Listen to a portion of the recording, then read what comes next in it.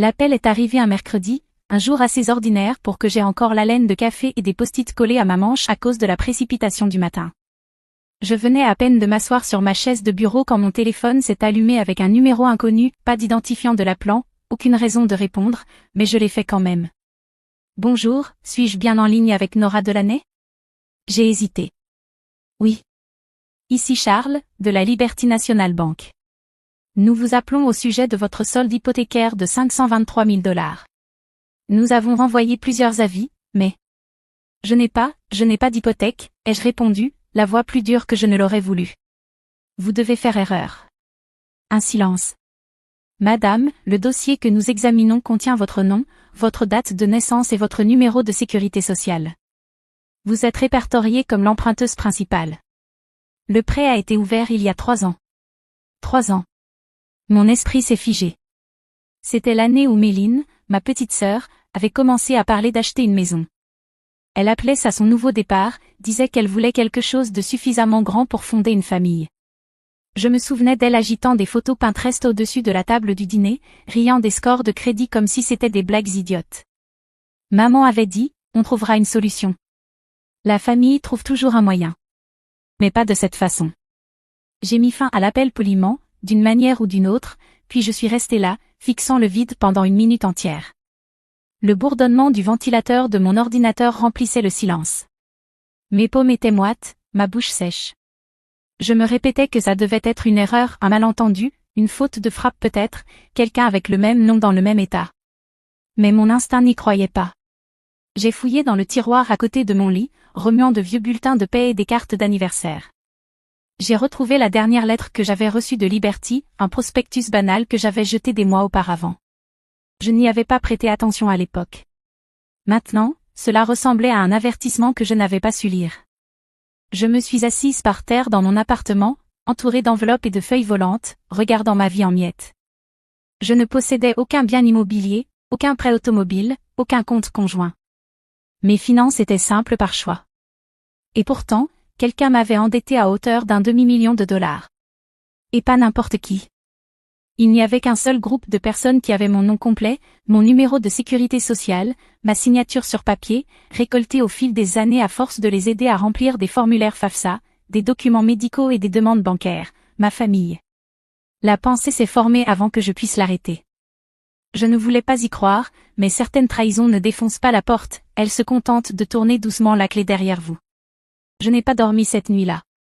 Je suis restée allongée dans mon lit, les yeux fixés au plafond, ressassant la même idée en boucle. S'il m'avait demandé, est-ce que j'aurais dit oui? Je ne le pensais pas, mais ce n'était pas la question. Il ne m'avait jamais donné le choix. Au matin, j'avais cessé de faire semblant. Ce n'était pas une erreur. Les pièces s'emboîtaient trop bien, le timing, les mots, le silence. Méline parlait encore de sa maison de rêve quelques mois avant la date de ce prêt, une véranda qui fait le tour, un sous-sol aménagé, de l'espace pour les projets futurs. À l'époque, elle était entre 2 emplois, son crédit était fichu, mais notre mère avait dit de ne pas s'inquiéter. Maddy trouve toujours un moyen. Apparemment, j'étais le moyen.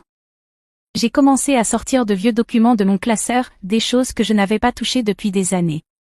Anciens formulaires fiscaux, copies de sécurité sociale, police d'assurance que j'avais co-signées quand maman avait été opérée.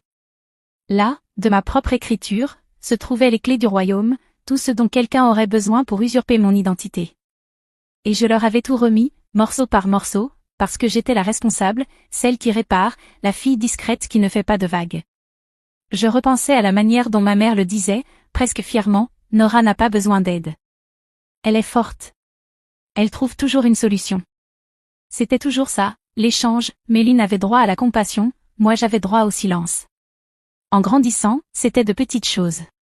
Elle oubliait de ranger, et c'était, elle traverse une phase. J'oubliais, et c'était, tu sais mieux que ça, Nora. Elle abîmait sa voiture, et papa disait, c'est pour ça qu'on a une assurance. Je demandais un ordinateur portable d'occasion, et maman me rappelait qu'on n'était pas Crésus.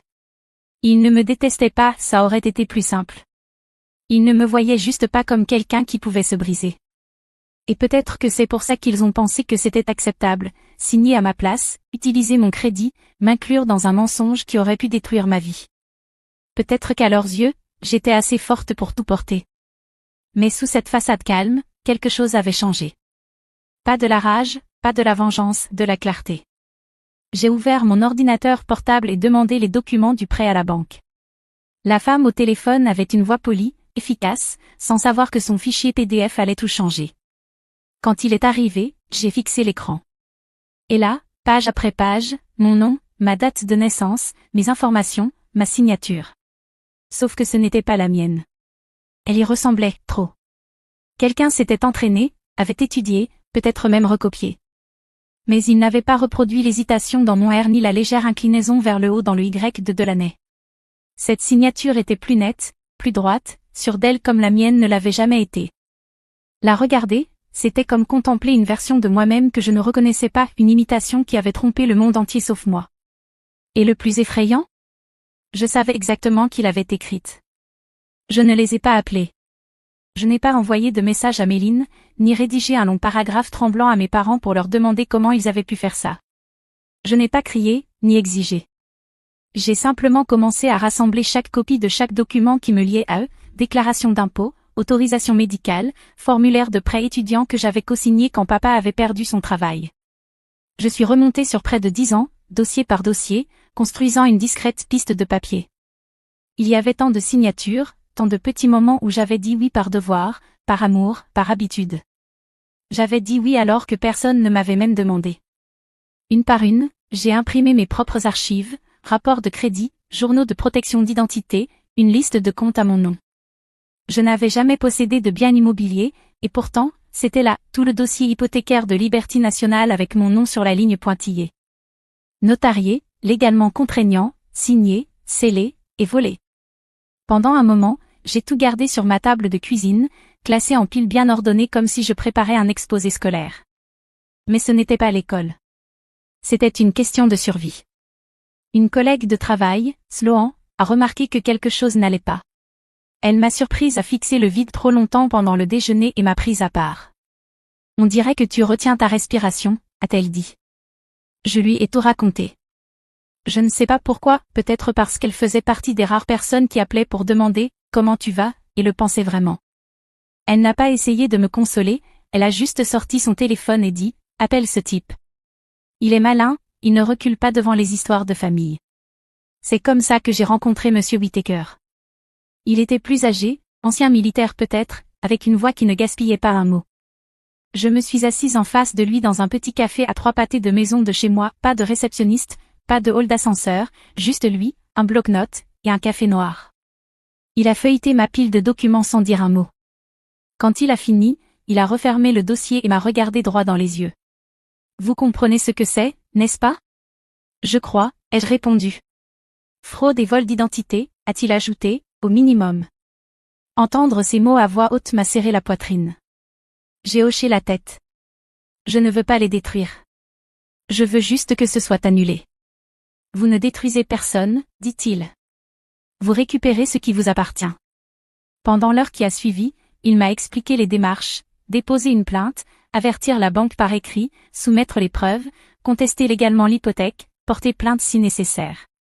Ce sera long, m'a-t-il averti, et ça brûlera tous les ponts encore debout. J'ai réfléchi à ce mot, brûler. Comme si le pont n'existait encore. Comme si je n'étais pas déjà en train de marcher seule depuis des années. De retour chez moi, j'ai ouvert une vieille carte d'anniversaire dans une boîte que je n'avais pas touchée depuis mon déménagement. Elle venait de ma mère, j'ai reconnu son écriture arrondie avant même de lire. Bon 28e anniversaire à notre fille la plus stable. On ne le dit pas assez, mais tu as toujours été notre roc, notre plan B. On a tellement de chance de t'avoir. Notre plan B. C'était censé être tendre, je le sais maintenant. Mais tout ce que je ressentais, c'était la vérité derrière ces mots, il m'avait toujours vue comme fiable, forte, silencieuse. Tellement silencieuse qu'il pensait que je ne dirais jamais non. Mais j'en avais fini d'être le plan de secours. Maintenant, j'avais un plan à moi. Le dimanche est arrivé vite, trop vite. Je me suis retrouvée devant la maison de mes parents, celle avec les volets blancs et l'allée fissurée, serrant un dossier dans mon sac à main comme s'il pouvait brûler à travers le cuir. Je ne leur avais pas adressé un mot de toute la semaine, depuis que j'avais reçu les documents, depuis que j'étais allée dans le bureau de Monsieur Whittaker et que j'avais compris que ce n'était pas juste un désordre, c'était criminel. Et pourtant, j'ai frappé. La porte s'est ouverte presque aussitôt. Ma mère a rayonné. Nora, ma chérie. J'allais justement sortir le rôti du four. Comme si rien ne s'était passé. Je suis entrée. La maison sentait le nettoyant au citron et les oignons, comme toujours. Méline était recroquevillée sur le canapé, scrollant sur son téléphone, un verre de vin vide à côté d'elle. Mon père était assis dans son fauteuil, regardant un match de football comme si le monde n'avait pas basculé. Personne ne m'a regardé trop longtemps. Je suis restée silencieuse pendant tout le dîner, rôti de bœuf, purée de pommes de terre, haricots verts avec trop d'ail. Ma mère faisait la conversation, Méline se plaignait de son syndicat de copropriété, papa grognait devant la télé. J'ai attendu. Après que les plats ont été débarrassés, j'ai parlé. Juste une petite question. 3 paires d'yeux se sont tournés vers moi, une curiosité légère, sans tension, comme si Nora allait encore poser une question pratique, sûrement à propos d'assurance ou de pneus. Est-ce que quelqu'un sait quelque chose à propos d'un prêt hypothécaire à mon nom? Silence. Celui qui rend l'air plus lourd. Les épaules de Méline se sont raides. Le sourire de ma mère est resté figé à mi-parcours. Mon père s'est raclé la gorge. Je n'ai pas bougé, pas cligné des yeux. J'ai juste attendu. Finalement, maman a parlé, d'une voix douce comme si on parlait d'une facture en retard. Oh, ma chérie, c'est juste du papier. Maddy avait besoin d'aide pour être admissible. Ce n'est pas comme si tu payais quoi que ce soit. C'est la famille. Méline a ajouté, toujours les yeux fixés sur la table. Tu as un bon crédit. Moi non.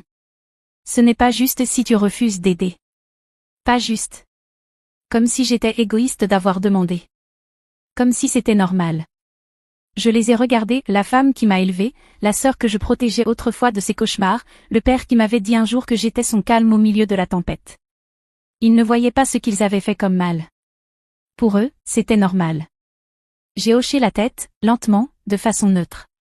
Merci pour l'explication, ai-je dit doucement. Méline s'est détendue, déjà replongée dans son téléphone. Mon père a repris la télécommande.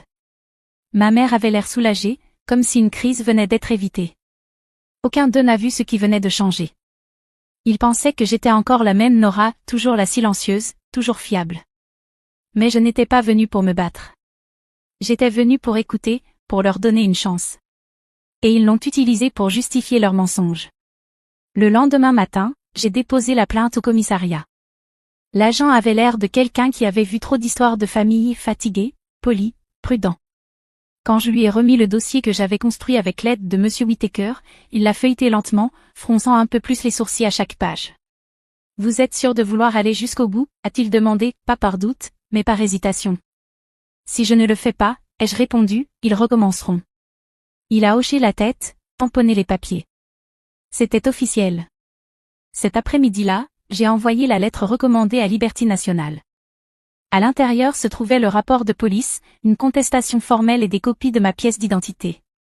J'ai regardé l'employé du bureau de poste glisser l'enveloppe dans le bac des départs comme si c'était un courrier ordinaire. Mais pour moi, c'était une rupture, une ligne discrète, définitive, tracée à l'encre. Je ne les ai pas prévenus. Pas de coup de téléphone furieux, pas de confrontation. Juste le silence. 3 jours passèrent. Puis 5. Puis une semaine entière. Aucun appel, aucun message. Juste la douleur sourde d'attendre que quelque chose casse. Et puis, enfin, ce fut le cas. Le vendredi soir, juste après le coucher du soleil, on a frappé à ma porte. J'ai regardé par le Judas et vu ma mère dehors, emmitouflée dans son plus beau manteau, le visage tendu par quelque chose entre la colère et la peur. J'ai ouvert la porte sans reculer. Elle n'a pas attendu d'invitation. « Comment as-tu pu » a-t-elle sifflé. « Comment oses-tu aller voir la police ?» Sa voix était tranchante, mais en dessous, j'ai entendu la panique. Pas à propos de moi. À propos de ce que ça signifiait. De l'exposition. Je n'ai rien dit. Je comptais sur toi pour comprendre, a-t-elle continué. Méline avait besoin d'aide. La famille se soutient. Non, ai-je dit doucement. La famille demande. Elle ne vole pas. Elle a cligné des yeux, comme si mes mots la heurtaient davantage à cause de leur calme. Tu as tout gâché, a-t-elle lâché. Tu sais ce que ça donne comme image? J'ai failli rire, mais je ne l'ai pas fait. Je n'ai rien gâché, ai-je dit. J'ai juste arrêté de faire semblant que tout allait bien. Elle a ouvert la bouche pour répondre, mais je refermais déjà la porte. Le loquet s'est enclenché avec un bruit à peine audible, mais pour moi, il résonnait plus fort que n'importe quel cri. Cette nuit-là, Méline a appelé 12 fois, laissé 4 messages vocaux, chacun plus furieux que le précédent. Je les ai supprimés sans les écouter. Le lendemain matin, j'ai reçu un email de Liberté Nationale. Nous avons suspendu le prêt hypothécaire en attendant une enquête complémentaire. En pièces jointes, des excuses officielles. Ils allaient examiner les registres de notarisation et le dossier de signature. Mon score de crédit était encore endommagé, mais le processus de réparation avait commencé. J'ai appelé Monsieur Whittaker. Ils prennent ça au sérieux, ai-je dit. C'est souvent le cas, a-t-il répondu, quand on ne crie pas, mais qu'on montre simplement la vérité. Il avait raison. Je n'avais pas crié, je n'avais pas supplié. J'étais juste resté debout pendant que la vérité faisait son œuvre. Et d'une certaine manière, ça avait suffi. Dans les semaines qui ont suivi, le silence s'est épaissi autour de moi. Plus de textos, plus d'invitations, plus de rappels culpabilisants que je devrais être reconnaissante d'avoir une famille. Il ne voulait pas réparer les choses, il voulait juste la version de moi qui disait toujours oui. Mais elle n'existait plus. À la place, j'ai rempli mes week-ends de choses que j'avais oublié aimer, aller au marché fermier, acheter des fleurs pour ma table de cuisine, m'asseoir en silence avec un livre sans téléphone qui sonne. Je ne voulais pas de vengeance, pas vraiment. Je voulais juste de la distance et de la paix. Et pour la première fois, je les avais. Les mois ont passé. Le printemps est arrivé doucement, les arbres fleurissaient en rose pâle et jaune comme si le monde avait décidé de recommencer, que je sois prête ou non. Je gardais la tête basse, répondais aux emails de Monsieur Whittaker, signais des documents, consultais mon dossier de crédit comme s'il s'agissait de la météo. Je ne lui faisais pas encore confiance, l'affaire était toujours en cours, les dégâts encore là, mais quelque chose en moi s'était apaisé. Je passais mes week-ends en mouvement, randonnée, poterie au centre communautaire, bénévolat à la bibliothèque le samedi. Rien de spectaculaire, mais c'était à moi, des heures qui n'appartenaient à personne d'autre. Un matin, je tenais mon stand à une foire artisanale locale, entourée de mugs et de bols dépareillés que j'avais façonnés avec des mains encore hésitantes. Une femme prit une pièce intitulée « Reprise », une tasse légèrement de travers, lisse par endroits, imparfaite par d'autres. Elle la fit tourner dans sa paume. Pourquoi ce nom? Je haussai les épaules. Parce que ça n'était pas censé exister, mais ça existe. Elle sourit, paya en liquide, et s'éloigna. Ce soir-là, je m'assis sur mon balcon avec une tasse de thé et le premier vrai silence que j'avais gagné depuis des années, pas le silence d'être ignoré, mais celui d'être enfin non revendiqué. C'est alors que je les vis, ma mère, mon père, et Méline, debout au bord du parking près de mon immeuble, comme s'ils ne savaient pas s'ils devaient s'approcher ou faire demi-tour. Ils semblaient plus petits que dans mes souvenirs. Le maquillage de Méline était coulé, la chemise de mon père froissée et sortie de son pantalon, et ma mère serrait son sac contre elle comme si c'était la seule chose solide qu'il lui restait. Je descendis les escaliers lentement, sans me presser, sans me cacher. Lorsqu'ils m'aperçurent, ils se figèrent. « Nora ?» commença ma mère, la voix tremblante.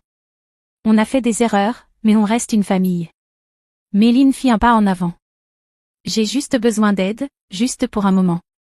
S'il te plaît, ne nous ferme pas la porte. » Il n'y avait plus de feu en moi, plus de colère, juste un calme profond, immobile, né du fait que je savais qu'ils n'étaient pas là parce qu'ils m'aimaient.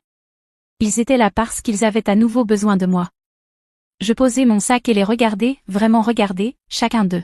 « J'espère, dis-je lentement, que vous comprendrez un jour ce que signifie vraiment être une famille. Mais ce n'est pas quelque chose qu'on peut voler, ni simuler, ni attendre quand ça vous arrange. » Je glissai la main dans la poche de mon manteau et en sortis une enveloppe manille.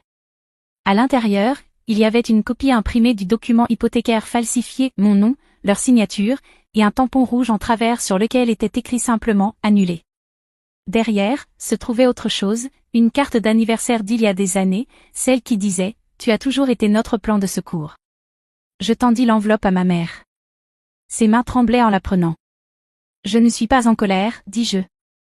Plus maintenant. » Elle ouvrit la bouche pour parler, mais je ne lui laissai pas le temps.